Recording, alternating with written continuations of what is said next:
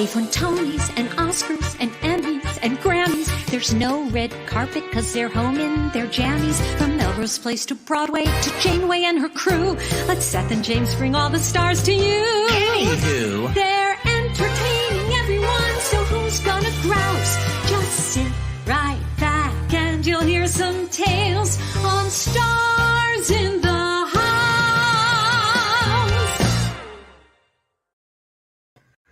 Hi, everyone. That was me singing. Yeah, so Seth is during the song. Hi, I'm James Wesley. This is my husband, Seth Rudetsky. Seth is harmonizing with Liz Calloway. Mm-hmm. He actually echoes himself saying, Anywho. That's what I have to listen to every night now during the theme song. It's my signature. Oh, welcome to Stars in the House. I added a beautiful shine to my forehead to really try to emphasize the humidity. That's right. It was about an hour ago, because we're about an hour outside of the city. Thunderstorms were beginning, so we were like, Seth, is your phone charged in case the electricity goes out and we have to go to our phones? It's still a watch till 10 o'clock. And actually, this is Stars in the House. We're raising money for the Actors Fund. We began right when theaters shut down in the middle of March, and we've been going ever since. And we ask you to give us some money for the Actors Fund. Why? Because the Actors Fund is for everyone in entertainment, in the arts. No matter what you do, on stage, off stage, literally anything off stage. That's right. Caterer, makeup, wig, box office, stage manager, in front of the camera, behind the camera. Anywhere in the country. Anywhere in the country, you own a ballet studio, and you've been closed because you have no kids, you can't pay your rent. You go to the Actors Fund and you say, I need money to pay my rent. I can't pay my health insurance. How do I get health insurance? Actors Fund will help you with everything. So we ask for money from you guys, and then in just this little amount of money that people give, 5, 10, 25, 50, 100 bucks, we've raised so far $395,575. We're almost to $400,000 raised for the Actors Fund. 395. So got it. So how do you donate your acting? You go to starsinthehouse.com. You donate right there. Right. Or we have this new thing now. You can text Fund 2020. No, yeah, you text Fund 2022 56512. And then you're going to get a receipt. Forward that to donations@starsinthehouse.com. I'm going to collect them, and I'm going to send them to. And we've already got donations in all those Brent fans. Yeah. I love it. So I'm going to send them to Anthony or Adam, and then they will read them out. Oh, Shelley Williams. The sound is very bad. Jonah. Seth, what? Jonah, we finished sentences here. What's wrong with the sound? Okay. The silence is maddening. Well, might be the mics. Might be the mics. Really? These are brand new mics. Can my team viewer in? Yes. All right. It's a live show. It's fine. Why not? I'll go on my laptop. Hold on. We'll have, yes. It's only 2 nights in a row. And yes. Here, I'll log on here. Oh, gosh. Here. In the meantime, actually, Seth, while you're doing that, because I think people, well, I don't know, can people actually, you're going to literally go on your laptop. So let's go out of the room and then we'll come back when it works. Wow, okay. So, Jonah, just, you will go,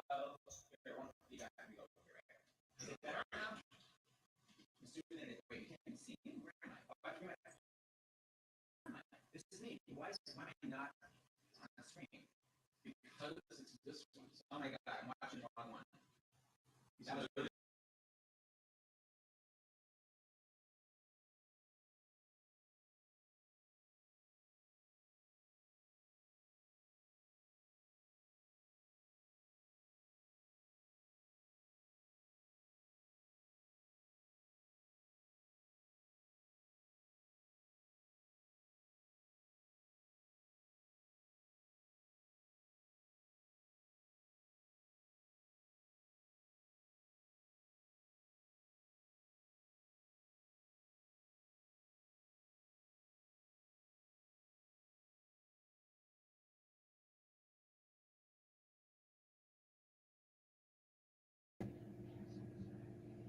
Hey, I see myself.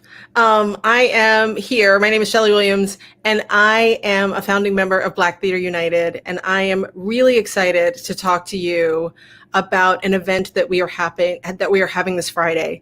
And it is a town hall with the incredible Stacey Abrams and Dr. Janine Abrams McLean. And they're going to talk to us about the importance of the census.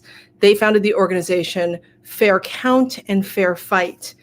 And that town hall is going to be hosted by none other than Emmy, Grammy, Academy Award winning, Tony Award winning Viola Davis. It is going to be a robust conversation to talk about the importance of the census. The census is something that you think, you get this thing in the mail and we all wonder, like, why is it so important? And why are they asking us all of these what seems like violating questions? But the truth is the census charts the course of your town, of your city, of your state for the next 10 years. It is something I've been thinking about a lot because I have kids, and the question of, are my kids going to go back to school in the fall is, of course, paramount on my mind. And the census is really important because if every person isn't counted, there are not enough schools allocated for your district. And that is why we have overcrowding in schools.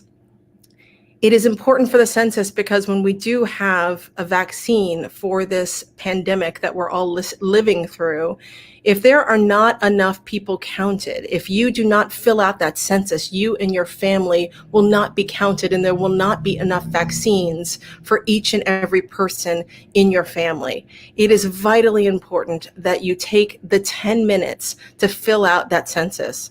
And something that I learned about it, actually talking with Stacey Abrams, is that the census is absolutely anonymous. There is no way that anyone can find out what you have written down. So it does ask you personal questions, but it actually goes into this ginormous bin with everyone else from around the country. And there's no way that they can find your individual census paper. And moreover, if there was any tampering with the census, there is a $250,000 fine. And in the history of the census, there has never once been any tampering with it. So it is completely anonymous. It is vitally important. It makes sure that you are counted, that your needs are met, that your schools are allocated for your children, that there are vaccines, that your voice is counted. It is so important. And in this day and time, it is really important for each one of us to realize our worth, how powerful we are when we stand together, and how important it is that we are seen and we are counted. Hi, gents. Hi, Shelley. Hi, Shells. Okay. Oh, you sound amazing. Thanks. So before you go, before we bring on the two boys from Rent, because you were in Rent, just give us your 2-minute amazing audition story, because this is what basically every single person went through with Rent. Your experience encapsulates the annoyingness of auditioning for Rent. Oh my gosh. So when I auditioned for Rent, people were literally sleeping outside for days at a time to get an audition. And I went in for Rent looking like myself, which was not at all what anyone was looking for. I went in for Rent 3 times with my my audition dress, which is what we used to wear, and my character shoes. And I sang my Whitney Houston song, and I did not get a call back. And I couldn't believe it because I knew I was like perfect for the show. And so I went back again, no call back. I went again, no call back. So then I actually wore my roommate's clothes. I went in with wet hair. I took mascara and I rubbed it on my eyes. I wore her combat boots and ripped jeans and took a ripped out piece of paper from a notebook and just wrote my name on it, no resume. I walked in, I waited all day, walked in, sang the very same song I'd sung, the 3 other times, had 3 callbacks in a week and booked the show. Wow. And it says Adam Pascal is grinning. I knew it. Hello, Shelley. Hello, my friend. Hello, my love. How are you? I'm so good. It's so good to see you. You know what? I'm pretty sure that Michael Greif is watching this. Oh, so we'll be very interested to have heard that story. Oh my gosh. On that note, Shelley, thank you for coming. No. Bye, Adam. Oh my gosh.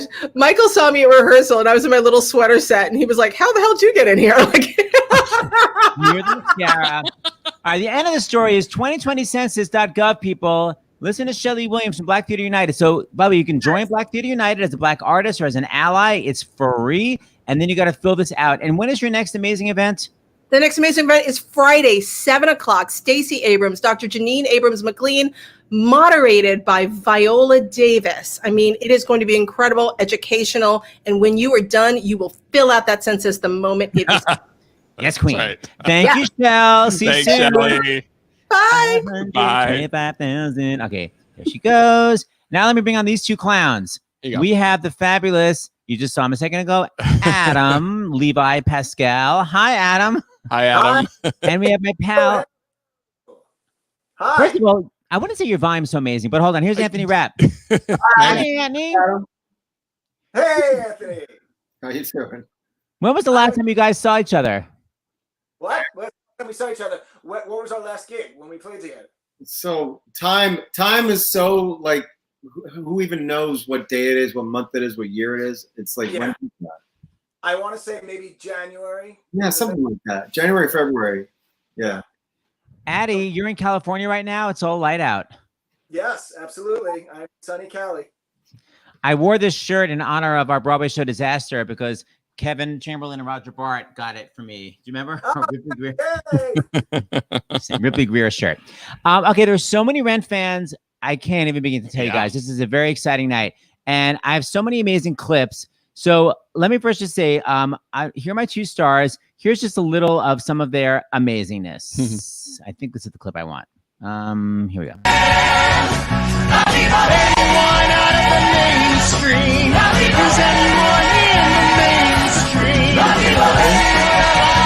not muted. Aren't we all? The opposite of war isn't peace. It's creation. La Viva Web! Viva la Viva Web!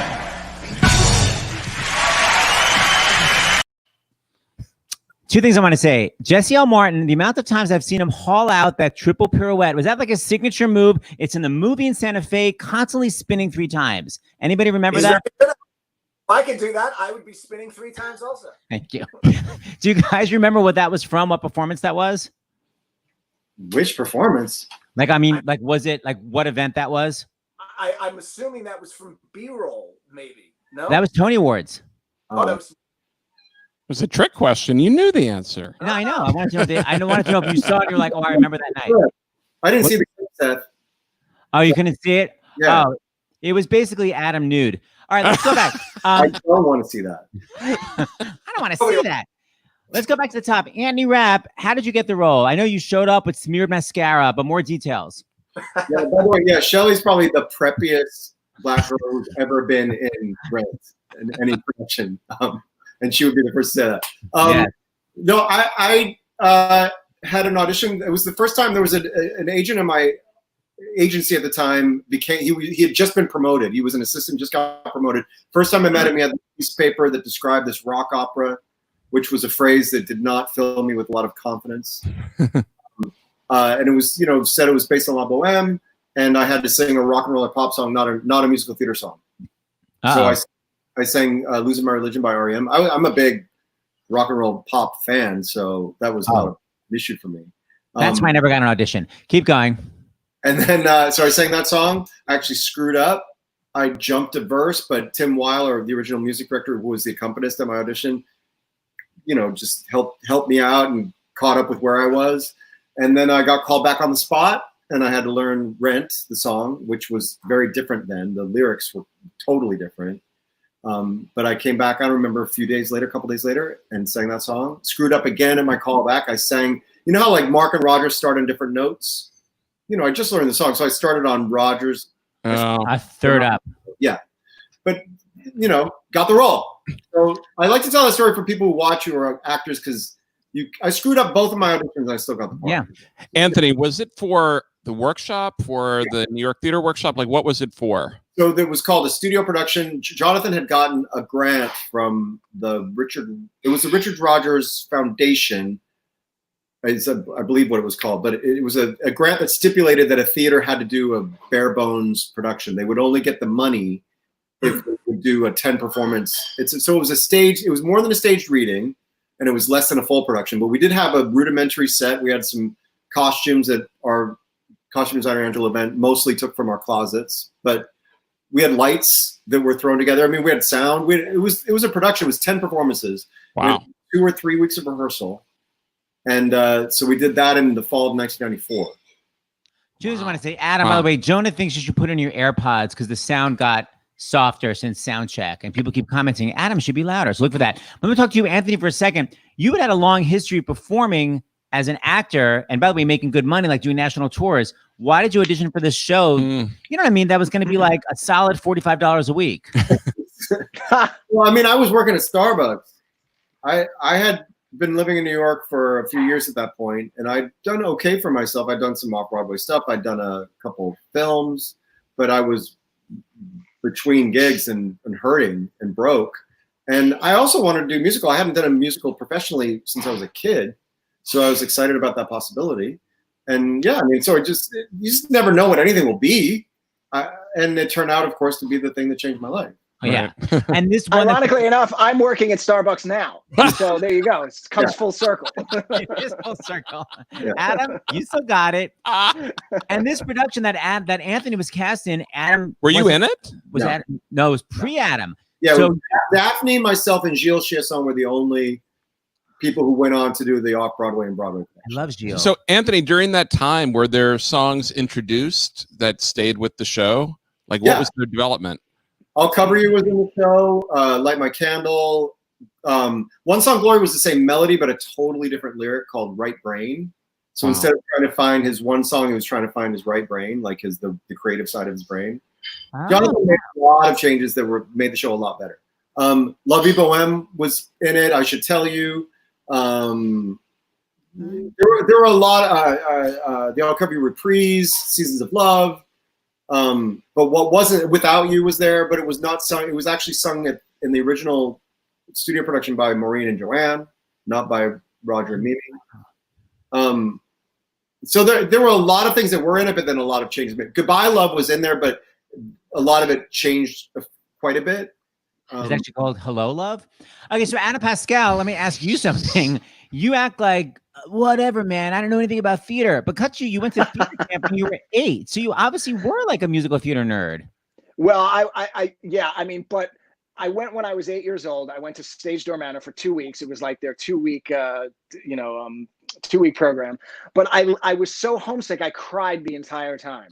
Aww. So the only way that they could, and I was still living in the Bronx at this point, so I had like never been off my street, and so all of a sudden I'm in this camp doing musical theater, which I had no experience doing.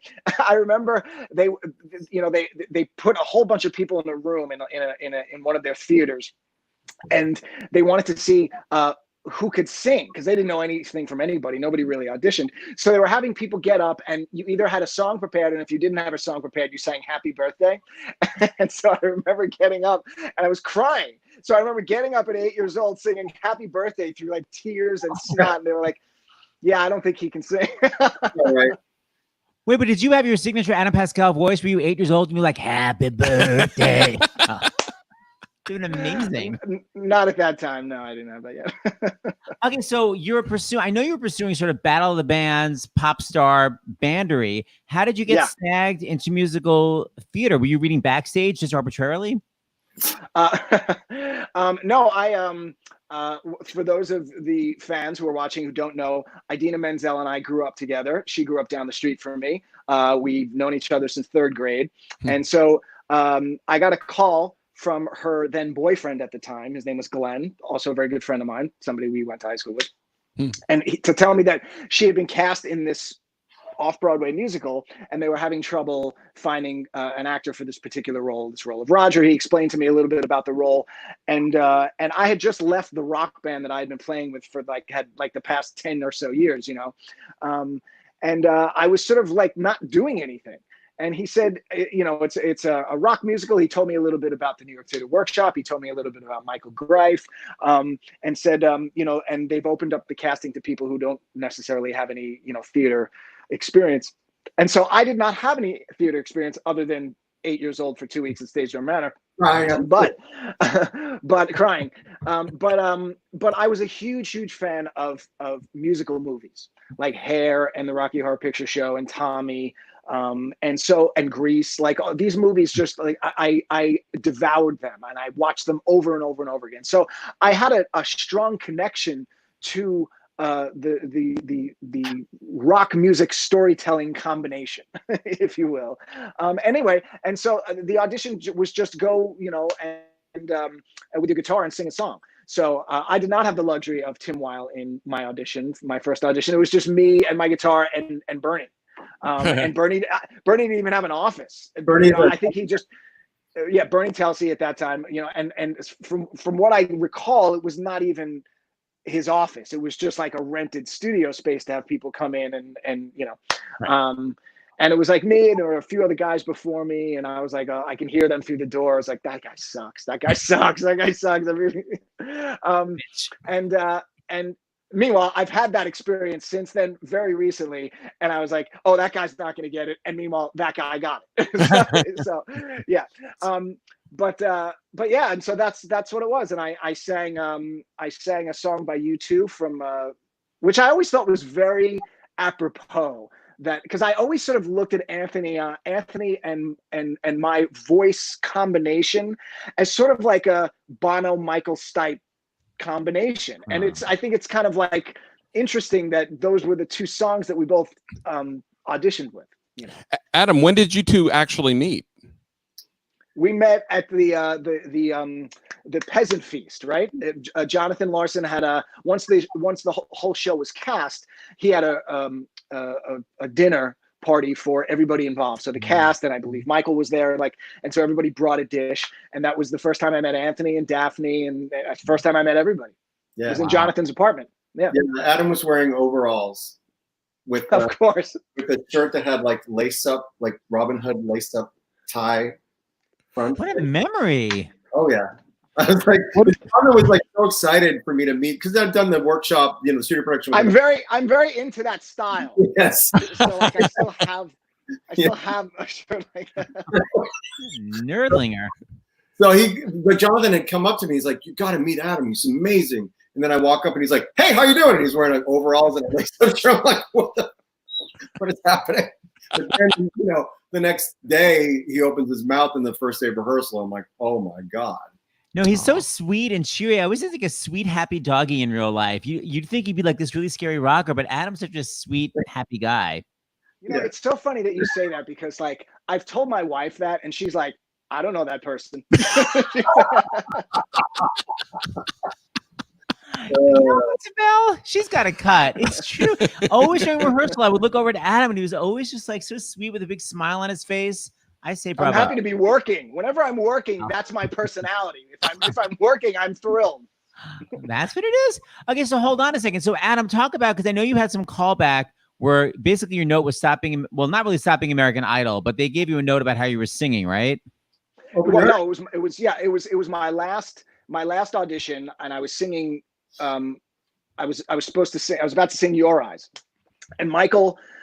Everybody was in the room, and I didn't know anybody. But Michael comes up to me before I sing the song, and he's like, "So you know, we really like you for this role, but I don't know if you've ever realized this, but you don't open your eyes when you sing. So we need you to open your eyes." And of course, ironically, I'm about to sing "Your Eyes," and so he said, "So I want you to sing the song, but I want you to sing it to Bernie." And as like Bernie's Mimi, right? And so Bernie's sitting there now and he's like this. Right. And so now and now I've got to sing it. I've got to act. They want to see if I can act. Can I open my eyes and act, you know? And so like something clicked. I don't know, whatever, something happened and they saw what they needed to see, you know. I don't remember exactly what happened other than I guess I opened my eyes. But yeah, it was actually really good training though for shooting the movie scene of that song, because for my close-up in that song in the film, the way that they had the camera set up, it was like on the floor shooting up at my face, and I couldn't, for eye line purposes, I couldn't look into Rosario's eyes when I was singing to her. I had to look at her forehead, so I had to sing the whole song to her forehead. So that was my finest acting moment. And then when you finally got the call, you were cast. Were you like the way we are when we get a part, like, oh my God, this is great? Or you're like, oh, you know, look, it was not Roger in Rent, you know what I mean, that it is now, you know what I mean? It was like, it was this unknown thing. It was going to run for a few weeks. And my first thought was, wow, this is going to be really exciting. Okay. So I'll still be able to work from like 6 to 10 in the morning, and then I'll go to rehearsal, and then I'll be able to go back to work, and you know what I mean? So it was like, how do I keep my job and rehearse and then do the show and then get, you know what I mean? It was like, okay, I got to figure all this out, you know? So it was exciting. I was very excited to do this new thing. Anthony, had there been any production, like workshops or anything between the first time you did it and then New York Theater Workshop? Yeah, I mean, Jonathan kept in touch with me. He shared with me some of the new writing he was doing.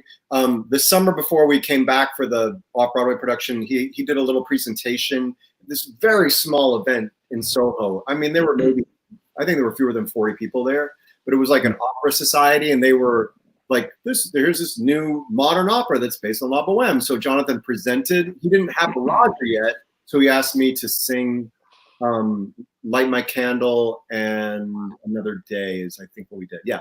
So that was the first and only time I've ever really done any kind of Roger thing. But that was another way that I was sort of kept in the loop. And he was, you know, making it very clear that he was going to, you know, that I was going to be a part of it moving forward. So there wasn't any, like, I'm just trying to imagine Adam's position. It's like, it's not like there was buzz about the show or anything like that. So it was truly unknown. There were people who saw, you know, however many, 10 performances, right? People a night. So 1,000 people saw it in 1994, and the response was pretty great. Like, even though it needed work, but it was like my friends who came, my brother who came, was really, you know, got strong opinions. Like, wow, this is special and exciting. Yes, it needs work, but there's something here. So I had a lot of buzz about it. I remember walking up to Michael Greif on the first day of rehearsal when we came back to it. I'm really excited. He's like, we'll see, you know. Temper. It's not like I mean, Rent was the Hamilton of its day. I mean, it's not like Hamilton where, you know, Lynn had already won a Tony Award for In the Heights. And so what's his next musical? I'm trying to like figure it out. Like, what was it like? It was just like another kind of off-Broadway show, right? Yeah. So the hope was, you know, Jonathan and Jeffrey Seller and Alan McCullum and Alan Gordon, or Kevin McCullum and Alan Gordon saw the workshop, saw the studio production, partnered then with the New York Theater Workshop, said we want to help produce this. But their notion, as far as Jonathan shared with me, was they do it like maybe at an old nightclub downtown. Like, you go to the New York Theater Workshop, and then if it moved, it would be like a downtown off-Broadway thing. If they were thinking Broadway, he didn't share that with me, and he wasn't. I think he had maybe a dream of it, but I don't think anyone ever expected it to be Broadway, because it would be too weird. Right. And then my other question is, you played opposite a different Roger. What was the difference when you finally played opposite Adam? Like, he was a very nice guy, and he had a pretty good voice. So you might recognize his voice because he was a voiceover artist. Oh. So Tony. He was like the voice of VH1. He was like, "You're watching VH1," you know. And meanwhile, he's probably gone on to make infinitely more money than I ever have. he was a nice guy. He wasn't an actor really, and he wasn't really right. You know, what Jonathan and Michael and Bernie and everybody wanted was like an authentic rock and roll. That thing, you can't fake that. It's the real thing. And Adam has that. You know, he just has it. So you can't. And I've seen so many productions of Rent over the years, and Roger, I think, is the hardest role to cast. Roger and Angel maybe is another one that's really hard. Also, they're all hard, but Roger, it's just like if you don't have that real thing, it just falls apart. You guys are so connected in the show. I love when you guys like sing at each other. Yes. It was a pleasure. I mean.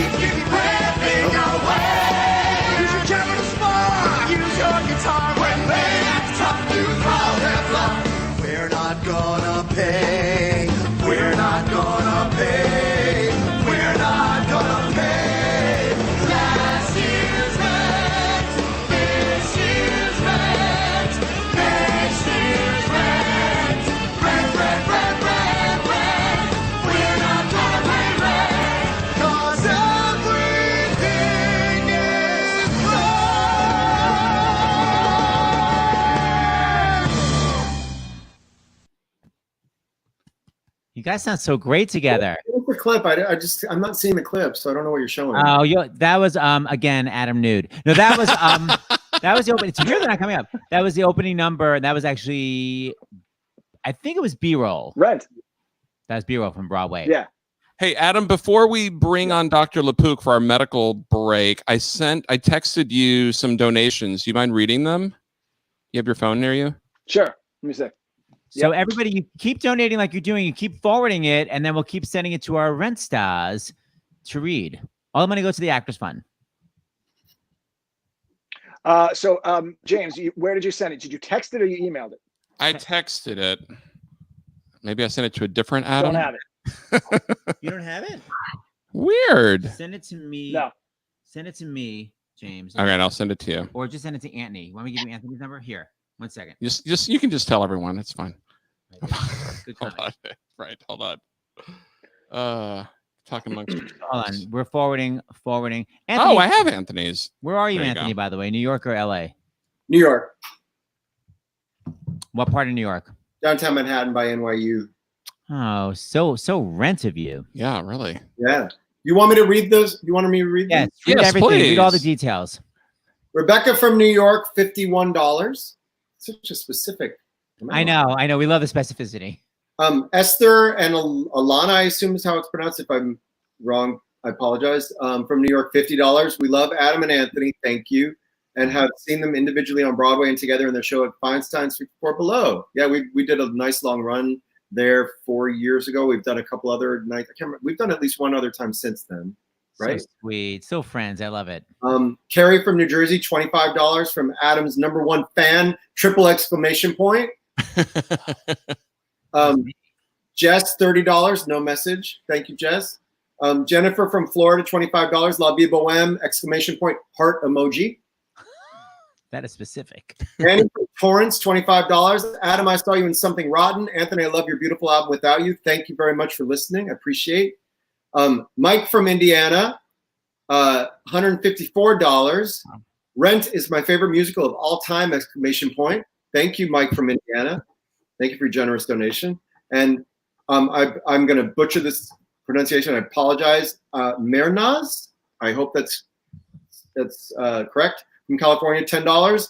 Adam and Anthony, I saw you both last year at Rent Live in the Catalina Jazz Club in LA. That and this is a big thrill for me. Thank you. Yeah, we've been a couple times too. Thanks everyone for donating. Nice fans. Okay, we're gonna take a little medical break with Dr. John LePook. Someone said, "What cat is in the background?" Adam, do you have a cat in the No, background? Anthony does. Anthony, I didn't see. No, that was Anthony's cat. I was reading the note, the message, so I don't know which one it was. I have 3 cats, so. one of the kitty cats. All right, so you boys You will two be take a back. break. Take a break. We'll see you in a We'll bring minute. Back in a minute. Medical break. Hi, Dr. John LePook. Hello, Dr. Seth and Dr. James. How are you? I wish. I have a Bachelor of Music. That's it. You're Doctor of Merriment. Namaste. So I'm trying to think what the latest update. Actually, I want to just tell everybody that's listening, because we have a lot of new viewers because they're all Ren fans, what you've said before. Right. You can literally be infected with COVID-19, get a test, and it will come back negative because your infection hasn't yet started shedding. So you can have COVID-19 in your body, get the test, and it's negative, and the next day suddenly start shedding the virus to people. But you're like, I was negative yesterday, right? Am I clear what I'm saying? So I'm really glad we really should say this almost every day. And the reason is, it is by far the #1 misconception of the pandemic in terms of the science. Mm-hmm. But people say, I got tested. Exactly. You have to understand what an incubation period is. I was talking with James, is like, how do we explain this? Do we do some kind of a metaphor, an analogy? But if I get the virus today, there's a 2 to 14 day incubation period. That means I could be fine today. Tomorrow, any time in the next 2 weeks is when it could pop out and become infectious, including day 14. And you're testing negative until then. I get tested tomorrow, negative. The next day, negative, because it's still underground. It's still inside me. I would say maybe we have the analogy of seeds. You put seeds down, and they're underground, and they are going to take anywhere from 2 to 14 days to sprout. And when they sprout, they're going to be infectious, right? So every day you come out and you go, nothing there, nothing there, nothing there. That's the test. And one day you come out, and they've sprouted. It doesn't matter that you test today, tomorrow, the next day, the next day, the next day. unless you're testing negative 14 days in a row, to be tested negative, probably unlikely, to 13 days. On the 14th day, you could be that unlucky person. Generally, it's, an average of about 5 days after exposure, but it could be, 3 to 7 days is the hot spot. So people, and then the reason why that's so important is people are, I had another conversation this morning, literally this morning, of somebody said, I just came back from California. He was shooting a movie, like a video. He wanted to rejoin his family. He said, can I speed up the quarantine period by just getting a test today? And I had to explain again, no, you could have gotten it on the plane. You test negative today, right, and then you infect your family. So I know I'm saying this over and over again, but I think it really is a hard concept to get your arms around. And it's the one that I think is the deadliest misconception, aside from the misconception of I don't need to wear a mask. Mask, right. Exactly. I always say, all right, Dr. Lapook, you always bring us down. I'm oiveogenic. Thermogenic, ogenic in med speak means it causes it. So I'm oiveogenic for you. Every time I talk, you go, Well, you're a little bit of a downer, but also an upper. So you run the gamut. Hold on. Well, before everyone else comes back. So, you and Kate got us those amazing desserts, right? So because we thought that our electricity was going to go out, thank goodness it hasn't so far. But when I went to the garage, I found this package. We wanted to just open it up on camera. And so if we were with you, John, we would be with you. Someone else sent this to us. We don't even know what it is. We're assuming it's ice cream. I don't know. It says milk bar. It literally says milk bar. So this is for our viewers. Wait, and we would be having it with you and Kate. You sure it's not an actual cow? Careful with that thing. All right. Yes, doctor. A freeze-dried cow? I cannot sew you up from across the... Darn it. Virtually. No, you're not a doctor. Thank you, whoever sent this. We don't even know what it is. Who sent it? That's how trusting we are. It was just literally on our driveway. By the way, one question from Mrs. Pascal. So when it's not shedding, you're not contagious, correct? Correct. So the other way of thinking about this is, thank you for that question, because I had a situation where a couple was exposed to somebody and they came too close to that person and they wanted to know, could they be infected? Do they have to wait the 14 days? In that case, no. If you can get that person tested that day and they're negative, it doesn't matter that that person's incubating and is going to come down with, it matters to them that they'll come down with COVID a week from now. But if they were not shedding at the moment you were in contact with, you are safe. You can back sell. So if you're negative on Monday, it means that you haven't infected anybody on Sunday. Well, you could have turned negative. You could have been positive on Sunday and turned negative on Monday, because you could have been at the end. Wow. You're now officially a downer. Oh, no, wait. I'm going to leave you with an up feeling. So my father-in-law came here today. We picked him up. He's going to be 98 on the 27th. Yeah. And when it started to rain, we're social distanced. We're outside in a little porch. I want you to know this, that at the age of 98, it started, he was pouring outside. He was in the corner. He's inside. Our family is, the four of us, my wife and my two sons. And then he is with his wife 15 feet away outdoors. And he said, this is the picture of contentment. Aww. I wouldn't have thought, if I had thought of making this as the sun is setting, I wouldn't have thought to add the rain coming down outside and the beautiful sound of that. And I want to leave you with that. At the age of almost 98, him sitting there thinking, this is the perfection. There's a moment of perfection, of contentment. And he still feels that at the age, every day. If you ask him what his favorite, he said he's just so happy to get up in the morning. So. Can we say who your father-in-law is? Because the mystery is... Yeah, you can say who my father-in-law is. It's literally Norman Lear. So for you fans of All in the Family and every single amazing show ever from the 70s, that's this content man at the age of 98.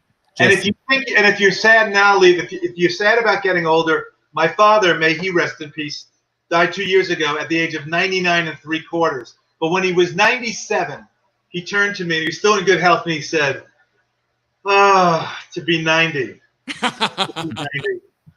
Good to know. There's a night, if you're in your 80s and think you're getting older, there's a guy who would have given anything to be 90 again. Right. That's horrible. That's the upper. All right. So here we are. Out. So Seth, So what- tell everyone. So this is from it's so unnecessary. The amazing Black Theater United, because we helped them with their event. They've sent us, oh my God, a crazy amount. I got to go put it in the freezer. Audra McDonald knows I'm obsessed with cookies. We had a long talk with Audra last night, God. and she knows Seth's addiction. Oh my and God. she obviously is setting She's him enabling up. him. Yeah, she's enabling him to gain about 5 pounds. This is a crazy, it's birthday truffle, birthday cake, chocolate birthday truffle, assorted milk bar pig. I Well, the don't shoe fit. even. I got to go Oh put my this God. up. Who All wants to right. come over? All right, thank you, No Dr. John one. LaPook. No one. Right. Talk to you My later. God, we'll see. Oh my God. Seth, bring everyone on. I got to put this in the Anna freezer. Pascal, you're a trainer. What should I do? I'm not a trainer anymore. I gave that up many years ago. Oh, so you have no advice. Yes, Wonderful. okay. Yeah, my advice is to eat it and enjoy it. That's my advice. Thank you, Adam. Thank you. I'm going to go put it in the freezer. I'll be back. Anthony Rapp, any advice for my cookies? Eat them. Okay. Is there anybody else I can ask who watches their figure? How about, let me see.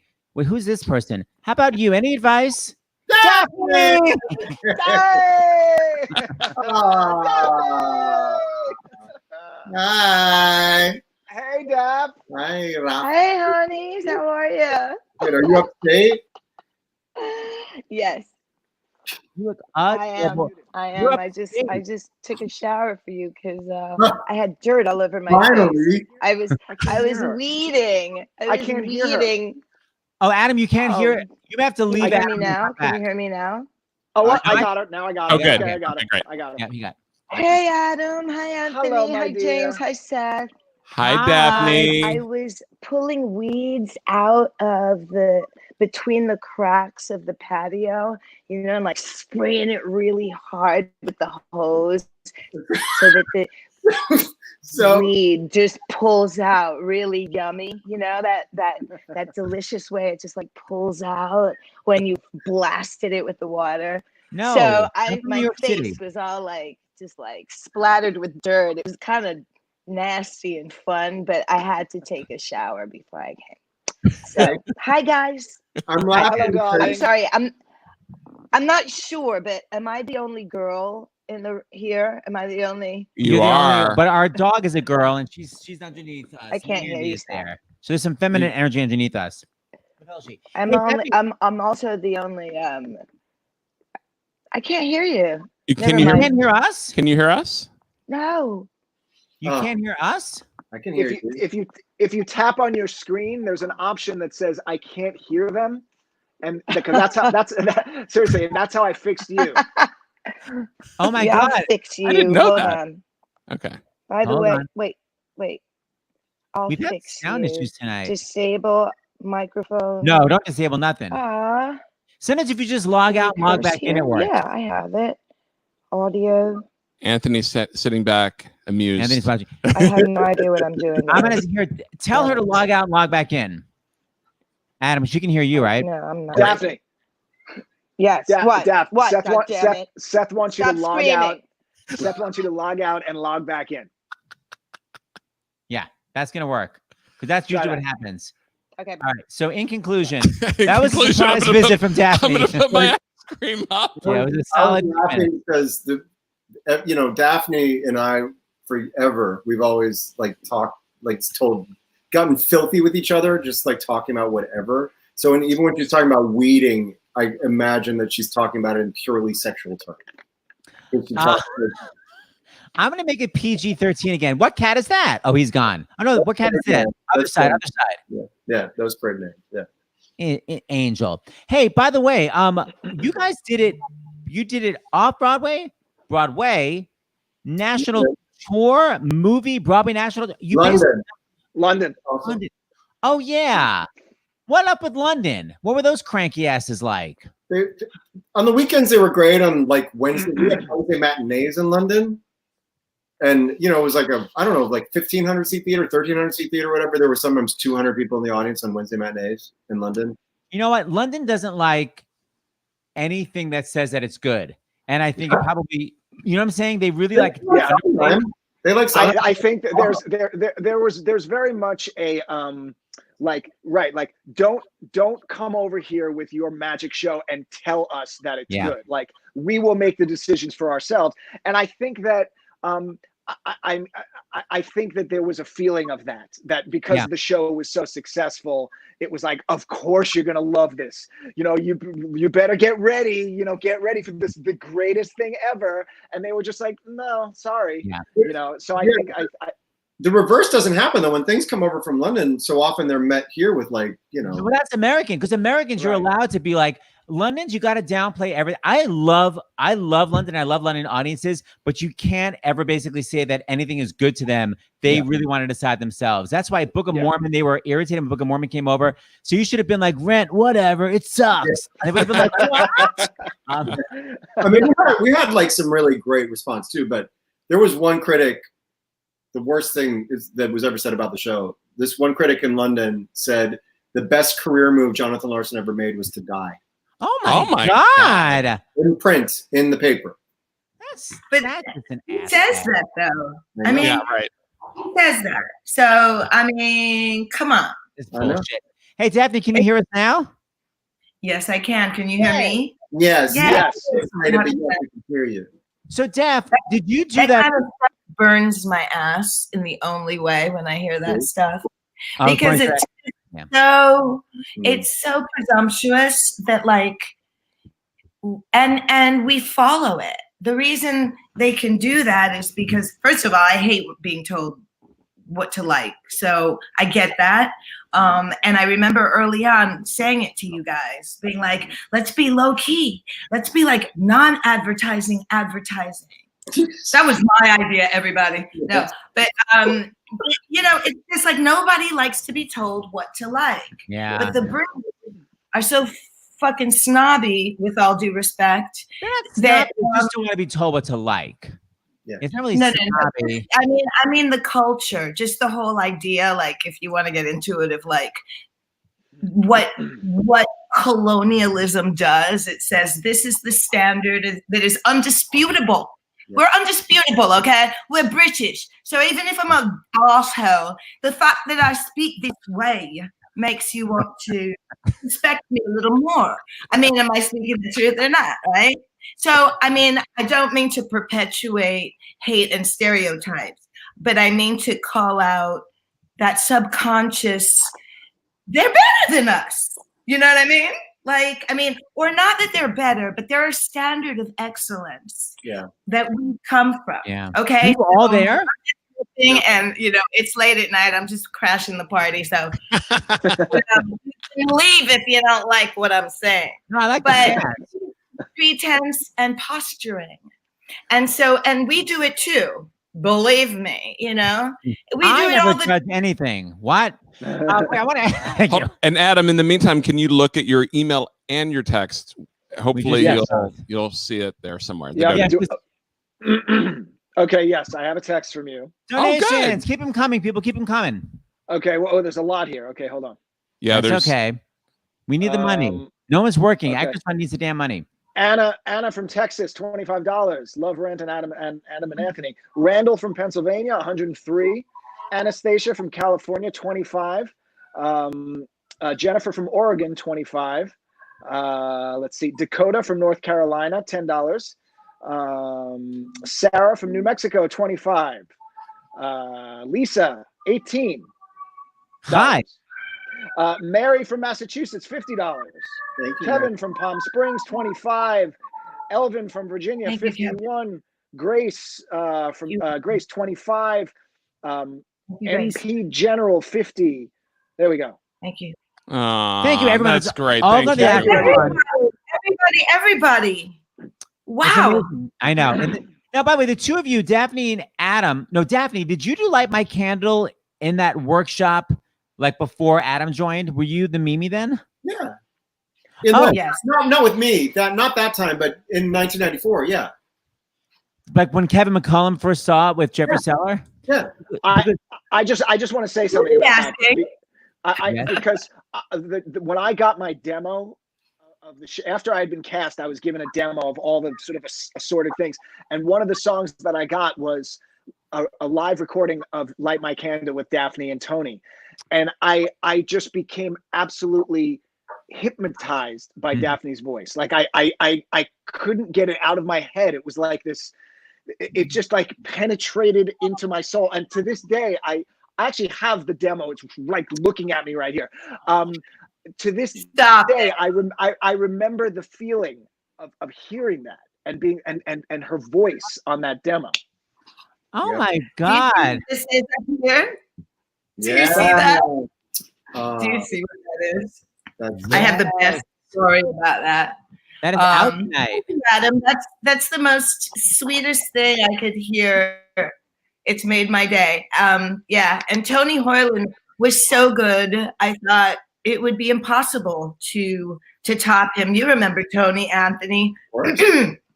He was the voice of VH1, and I thought there was just peerless guy. And then Adam came, and the rest is, you know. Yeah. What Kevin had told me was that he and Jeffrey were watching it, and they said they thought the show was kind of a mess at that point. But then when they heard Light My Candle, that one song made them decide that they were going to be the producers of the show. It was that one particular song that completely blew their mind. I don't think that song was changed at all from 94 to probably maybe one line, like maybe one word, but it was pretty close. Like that was, yeah.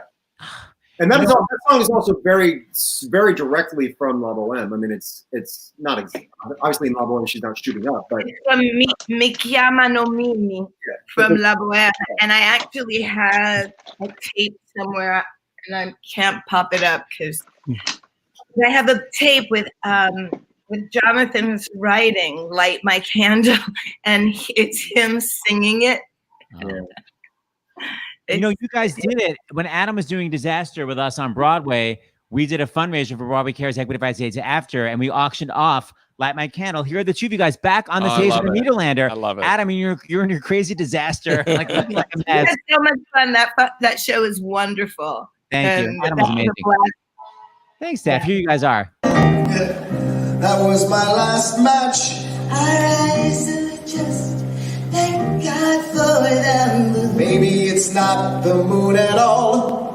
I hear Spike Lee shooting down the street.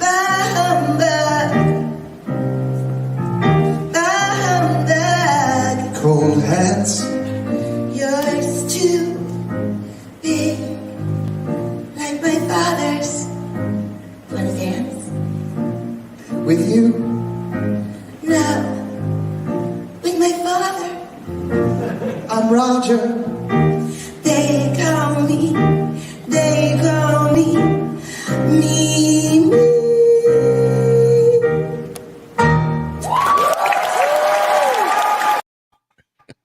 Wow. I could roll off a log and do that shit with you. So cute. Oh my gosh. I Daphne, your face is one that I will never forget. Walking down the stairs, was it at the Imperial? It was my first date with Seth. And it was my first time to go backstage at a Broadway show, and Daphne was doing Les Mis. Our first date. And Daphne is walking. We're just there, and Daphne's walking down. And what sass did she give? It was a lot of like, is this your? I was like, is this her boyfriend? And we literally just met the week before. It turns out that Daphne's psychic because you know that black girl magic is real, man. It's like do do do do do. Yeah, I mean, Daphne was walking down the stairs, and she said it with such confidence. I'm like, oh, your boyfriend. I'm like, wow. I don't know what it is, but I like it. That's not what she said. She forced us to get married. Hey, speaking of benefits, I want to go to this for a second. Anthony did my benefit not since high school, where people recreate their high school roles, and it was to raise money for the arts in schools. And Anthony, that's why you sang that song. I'm almost positive that's why you sang it, because you played Charlie Brown when you were a kid. Am I correct or am I crazy? Yeah. So here is Anthony recreating, which he also, by the way, did on Broadway. This is his role as Charlie Brown. Did you have the tape I sent you? You mean the recording? Yeah, the piano. I have it. Okay, so Anthony's going to recreate his childhood Broadway role of Charlie Brown. Yay. You don't have to do any blocking. Yeah, you do. Thank you. We're doing this now? Yeah, do it now. Yay. And he is performing. So that's why the donations need to come. A little more speed, a little more rope, a little more wind, a little more hope. Gotta get this stupid kite to fly. Gotta make sure it doesn't snag, doesn't droop, doesn't drag. Gotta watch out for every little whoops. A little less speed, a little more tack, a little less rise, a little more slack. Gotta keep my wits about me now. Gotta make sure it doesn't get the best of me till I get it in the air somehow. Millions of little kids do it every day. They make a kite and poof, it's in the sky. Leave it to me to have the one fool kite who likes to see a little kid cry. A little less talk, a little more skill, a little less luck, a little more will. Gotta face this fella eye to eye. Now that I've seen you chasing moles, climbing trees, digging holes, wrapping your string on everything passing by, why not fly?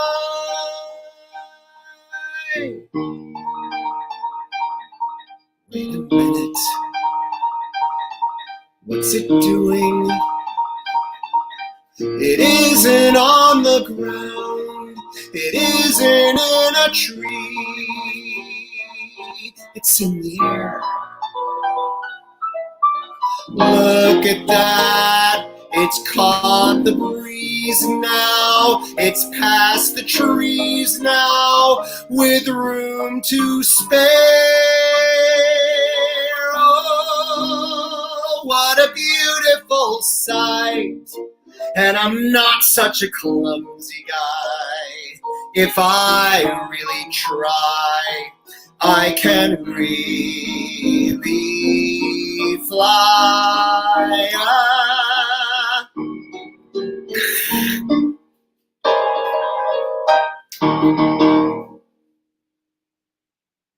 Thank you. So I got to unmute. Annie, that was so sweet. Oh. Thank you. We should have a reunion of that show. We should have a Charlie Brown reunion. Yeah, we did one for Broadway Con last year because it was the 20th anniversary of being on Broadway, and it was great. It was everybody but Stanley. It was Roger, Bart, and Kristen Chenoweth, and myself, and Alana Levine, and B.D. Wong. Yes, it was wonderful. Yeah. Jonah Threads in the house, make some damn money. All right, so wait, back to Rent. So Adam, I'd love you to reveal your story, which you revealed to me about the complicated blocking for one song, Glory, and the deep dramatic reason for why your character got up and sat down. Yes. Okay. Wow. As the fans of the show know, the blocking for that song is basically Roger sitting on the table for the whole song, except for the choruses, where he gets up and he comes down stage. He goes stage left, he goes stage right, and then when it comes back to the verses, he comes back and he sits on the table. So the song is blocked that way because I could not remember the lyrics, and I have the lyrics. Where are they? I think I have them somewhere. No, I have them. Sorry, I do. Our stage manager, Kathy, gave them to me, and they're around here somewhere. Anyway, I had them written on these orange index cards, and they were taped to the table. So they were taped to the table right here. So I would sit on the table and just be able to just casually sort of look over my shoulder and occasionally take a glance at the lyrics. But then I felt comfortable enough saying "Glory, Glory, one song, Glory." That much I can remember. So I got up. I was able to get up from the table, go down stage, but then here comes more verses. Got to get back to the table so I could reference the lyrics. That was only downtown. You didn't do that uptown. That is not true. Yes, I remember specifically. It was before we opened, but we were on Broadway, and I remember Michael coming up to me one night and just saying, "You've got to get rid of those cards. I could see them from the balcony. I'm sick of them." We can see them from the balcony. He's like, "I've watched you 100 times. You don't look at them anymore. You don't need them." And I was like, "I do. No, don't." But it was like burning the whoopee, like the blanket. You know? I think I have a clip of you. I think I could see you looking at them, and this is the clip I think it is. Let me see. No, it's not it. Hold on. I feel like I got a clip of you actually looking. Yeah, possibly. Hold on. But it's a better clip. Hold on. was it right now? Maybe this. Let me see.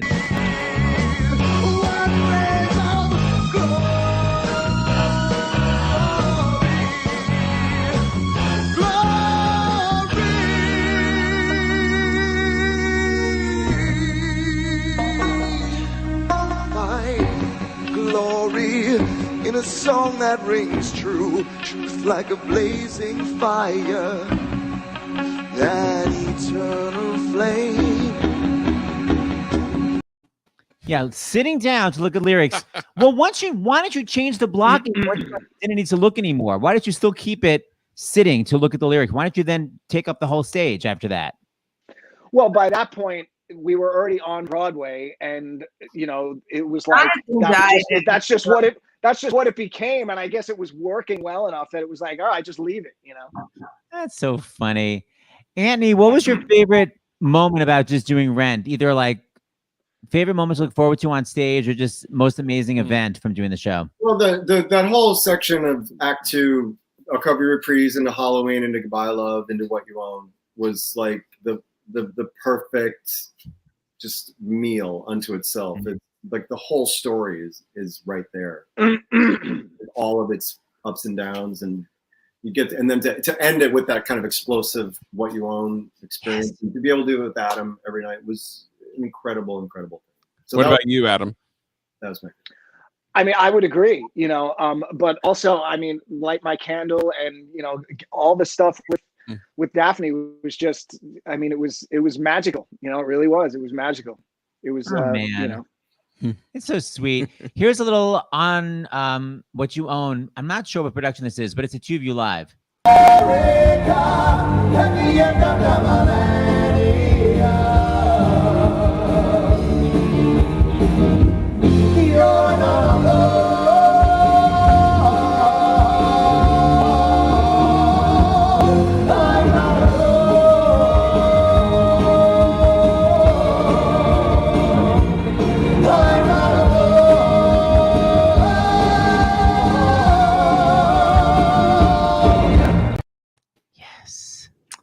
You guys, I think that may have been the tour. What is that from? I think that was London. Oh, it was? I think that might have been London because my hair was longer in that clip, and my hair was longer in London. I think that was London. Yeah, we're ologists, You can't pass that stuff around without us going like, yeah, and I can hear it in your voice too. Right. Adam and Anthony, British drool. Exactly. What was it like going back to the show? Because that's when Seth and I were together at that point. And I remember going to the Nederlander, and I had seen it before, but I did not see it with the original cast. And I thought, oh my gosh, I get to see Adam and Anthony together on the same stage. Like, what did you remember everything? Like, what was the process? I know you guys took it 4 steps down, but besides that. What else? So rude. I'll have you know that I actually took it up and I sang a higher note in Glory. Yeah. Thank you very much. I love that new note. Yes. I applaud you. Anyway, yeah. What was it like going back to it? It was really a joyful thing. I mean, we had done the movie in the meantime, and that was partly why Jeffrey and Kevin had the idea, I think, back. And then that went so well that then we did the tour. I never would have thought it would be so amazing to go back, but we also had some really great people we were doing it with, so that made it that much better. I don't know. Yeah, it was like Daphne was saying, we could do it. We could roll off a log. It wasn't harder. It wasn't like, oh my God, we were so young. I'm so exhausted now. We were actually exhausted because it was less intense. Like all the other stuff that was happening at the time was so exhausting. With John and doing all the press, Tony's, and my mom died. I mean, it was just such an upheaval, So when we got back, we could just do the show. Totally, it was infinitely physically easier to do when we came back for that exact reason. All of that heaviness that surrounded the original production and Jonathan dying and all that stuff, like all of that heaviness and all of the extracurricular stuff that we were doing, without all of that, it was, and also look, we got better. We were better actors, better, stronger, faster. You know what I mean? Like, and so it was an easier show to do. You know. Oh, you guys were so amazing. Daph, what was your favorite part in this show? Well, two things. What was your favorite part in the show? And what was the part that you were like, oh my God, this is so hard? Like certain nights you were like, I cannot do this move or hit this note. Wow. Well, I think Out Tonight to Another Day was like, you know, a ramp up. I mean, it was like the ultimate sort of triathlon. It was like a feat. It was like a course, right? You know, if you're like gonna like do your course, and Out Tonight to Another Day was like, you know, it just rocked me to the core. You know, like I really felt like I had it at the time. I had it to give, and like just the symbiosis of all of us was just something that, you know, God, if you could bottle it or make it into a formula, you would, and you can't. Yeah.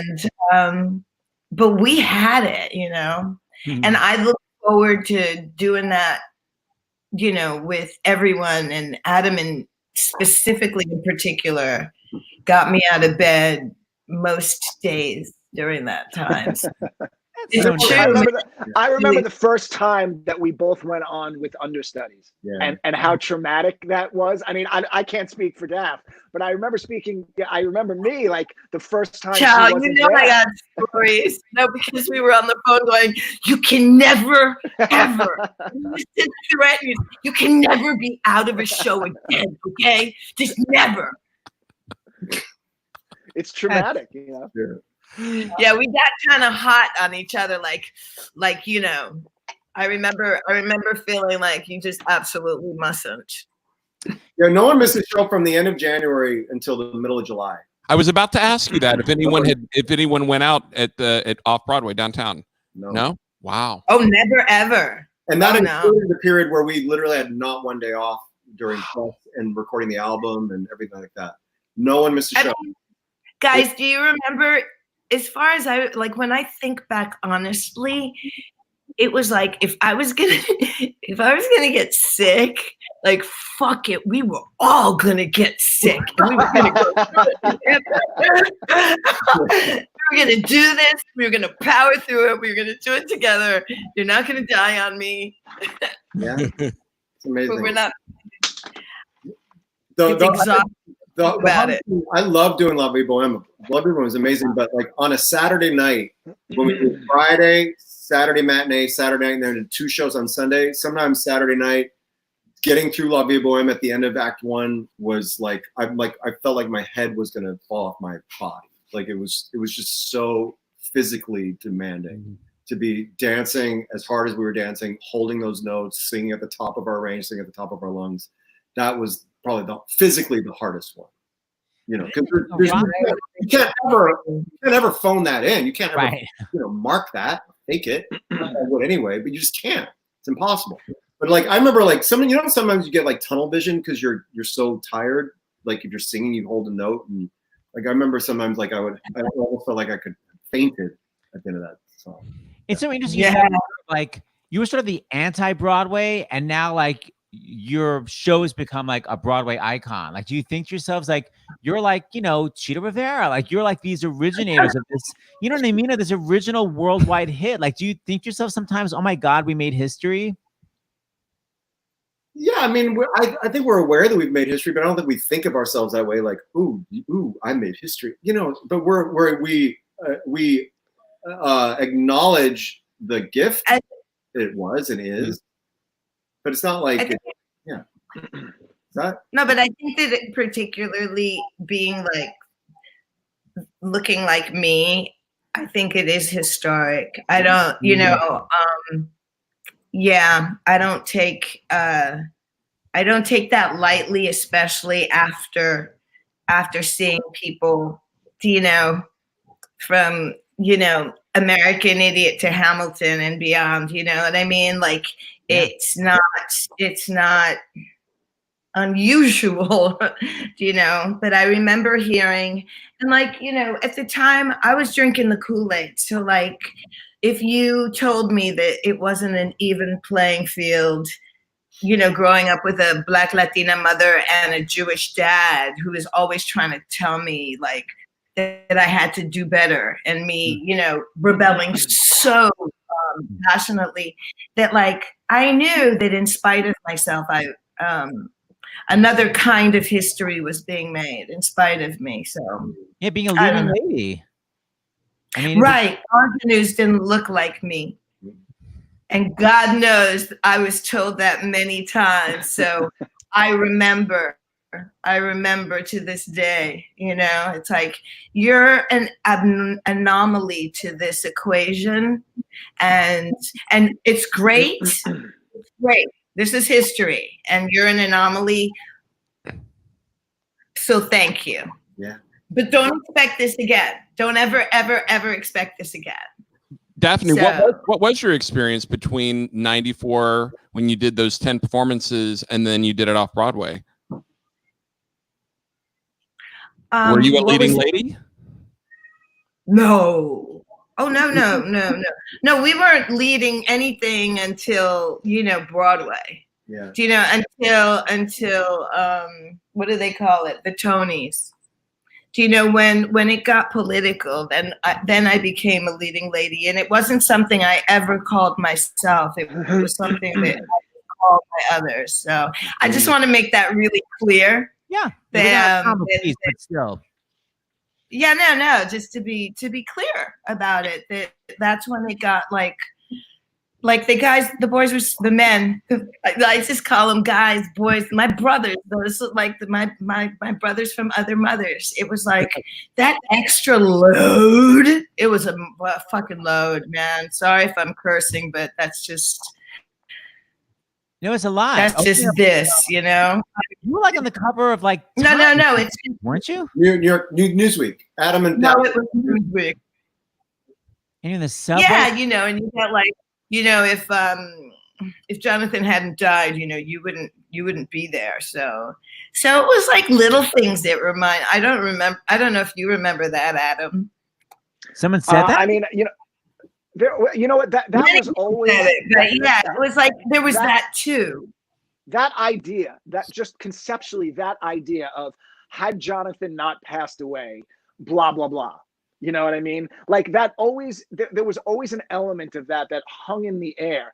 And what's so wonderful is now, 25 years later, here we still are. You know what I mean? And we can say to everyone who had that thought, but you know what? There was always, but that always sort of hung in the air about like, yeah, but like he passed away, and that brought the show so much attention, and it brought it did, but that can't make people like it. You know what I mean? It brought. That wasn't. Right. That's a really good point, Adam. There were people who wanted to see it because of their trauma porn instincts, but there was a whole bunch of there was a bigger crowd that didn't want to. They experienced that, that mojo. That we were really, really, I mean, I definitely went into it resistant on British people because everyone was like, it's anti-Broadway, man. It's not Broadway. And I was like, shut up. And then when I saw it, I was like, oh, it's an amazing show. What do you even mean? Because there was that stupid ad. I was like, don't you hate Broadway? And I was like, oh, you guys looking like. And I was like, no, I actually love Broadway. But then when I saw it, I don't remember that. It was in the subway. Was there an ad that actually said that? Something like that. Yeah, it was. It was in the subway. But then when I saw it, I was like, it's actually totally structurally a Broadway musical. Like it's completely a Broadway show, but it's pop music. I loved it, but I resisted it before I saw it because it just annoyed me. But man, it was so good, and I saw it so many times. We have to have like an actual Rent reunion. I know. This right? is like a mini reunion. Oh my God, I know we could go on. Yeah, we got to bring the clowns on. So before we go, I'm sorry. I was going to say before we go, I don't want to interrupt. No, I was just thinking what'd you say, lady? Go ahead, Dad. many, like 25 years after, it's funny because the universe has brought me people that I adore in my life that are like, back in the day, I hated that show. You know what I mean? No, I loved it. it. And it was like, I didn't know you then. I didn't care to know you. And like, 25 years later, it's not like that. But it was like, and I love Rent now, and my kids are listening to it, but they were that low. And it was probably for the same reason that you don't want to have shit shoved in your throat. Like, I will not be told what to like. Right. I was really aware of that. Anyway, I'm sorry to interrupt. No, I love that. By the way, I always tell this Carol Channing story, but I love Virat. Do you guys remember Carol Channing seeing the show? Any of you guys remember that? I don't remember. I remember your story, but I don't actually remember. See, I don't exactly. Like, is it true? Because I've told you. Apparently, Remember those glasses? I heard that she came backstage and she, crazy big Carol Channing smile, said, "I didn't understand a word you said, but the energy." I don't remember. Silence. I can't stop quoting it because it's not a compliment. All right, Pascal, you said you're going to do your bar mitzvah haftorah or something for us. So just sure. Call it out. Guitar. Donations, people. Donate for this nice man. There is no future. There is no past. Thank God this moment's not the last. There's only us. There's only this. Forget, regret. For life is yours to miss. No other road. No way, no day but today. Will I lose my dignity? Will someone care? Will I wake tomorrow from this nightmare?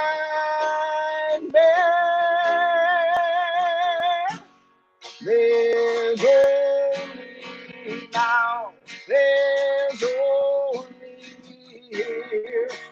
Give in to love or live in fear. No other path, no other way, no day but today. No day but today. No day but today. No day but today. No day but today.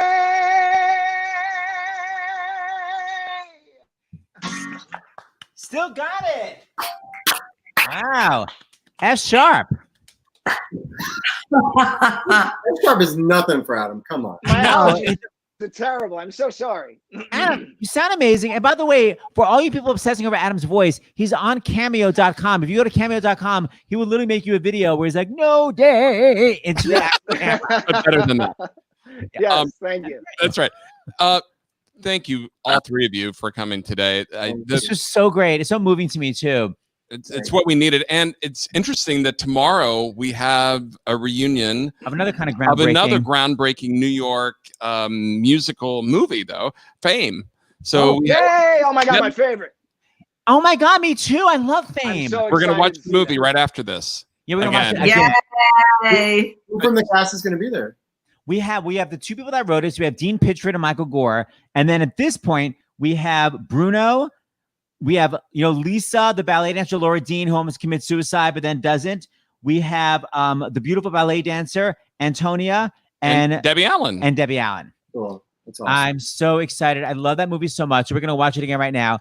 And you guys, let's have a real Rent reunion. Sure. And yeah, we'll organize it. Daphne, great seeing you. Anthony, great seeing you. Adam. Yeah. Thank you, James. Love you guys. Thank you for coming. All right, Seth, Bye, you gonna play it out? Bye, everybody. You guys. Love you. Love you. Love you guys. Bye.